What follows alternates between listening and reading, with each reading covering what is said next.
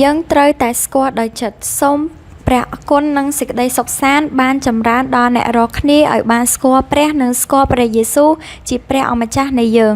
ពេត្រុសខ្សែទី2ចំពុក1ខ2សប្តាហ៍ថ្ងៃនេះមានព្រះវិហារគ្រឹះសាសនាជាច្រើនកំពុងធ្វើការសិក្សាព្រះគម្ពីរយ៉ាងខ្លាំងប៉ុន្តែហេតុអ្វីបានជាជីវិតរបស់យើងមិនផ្លាស់ប្ដូរបើប្រៀបធៀបជីវិតរបស់យើងមុននឹងក្រោយពេលសិក្សាព្រះគម្ពីរគឺមិនសូវមានអ្វីខុសប្លែកគ្នានោះទេគឺនៅដដែលតើរឿងនេះកើតឡើងដោយសារអ្វីតើមកពីព្រះបន្ទូលរបស់ព្រះជាម្ចាស់ខ្វះដេចនុភាពមិនអាចផ្លាស់ប្ដូរយើងបានឬទេមិនមែនទេនោះទាល់តែសោះនោះតែដោយសារតែអរិយាប័ត្ររបស់យើងគ្រាន់តែចង់បំពេញចំណេះដឹងនៅក្នុងខួរក្បាលរបស់យើងតាមរយៈការសិក្សាព្រះគម្ពីរប៉ុណ្ណោះពីព្រោះយើងមិនទាន់បានពិសោធន៍ព្រះបន្ទូលរបស់ព្រះជាម្ចាស់ជាដែលជានុភាពរបស់ព្រះអង្គនៅក្នុងជីវិតរបស់យើងនៅឡើយទេតាមរយៈការសិក្សាព្រះគម្ពីរយើង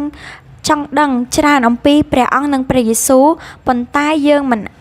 បានព្យាយាមអនុវត្តព្រះបន្ទូលរបស់ព្រះអង្គនៅក្នុងជីវិតរបស់យើងនោះទេគ្រាន់តែចង់ស្គាល់នឹងព្រះបន្ទូលរបស់ព្រះអង្គត្រឹមតែជាចំណេះដឹងប៉ុណ្ណោះសប្តាហ៍ថ្ងៃនេះយើងកំពុងរស់នៅក្នុងសម័យកាលដ៏លំបាកមួយប៉ុន្តែយើងមិនត្រូវឲ្យពាក្យរអ៊ូត្រទាំចេញពីមាត់យើងថាហេតុអ្វី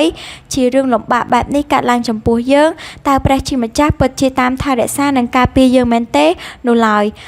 ផ្ទុយទៅវិញយើងនៅក្នុងពេលនេះជំនួសការសង្ស័យលើព្រះជាម្ចាស់យើងត្រូវទុកចិត្តលើព្រះអង្គហើយទូលសួរទ្រង់ថាអោព្រះអង្គម្ចាស់អើយតើទ្រង់សពព្រះハរតីឲ្យយើងធ្វើដូចម្ដេចតាមរយៈការលំបាកនេះតើមានអ្វីព្រះអង្គចង់បង្រៀនយើងនៅពេលនោះព្រះអង្គនឹងប្រទានឲ្យយើងស្គាល់តាមរយៈព្រះគុណនិងសេចក្តីសុខសាន្តរបស់ទ្រង់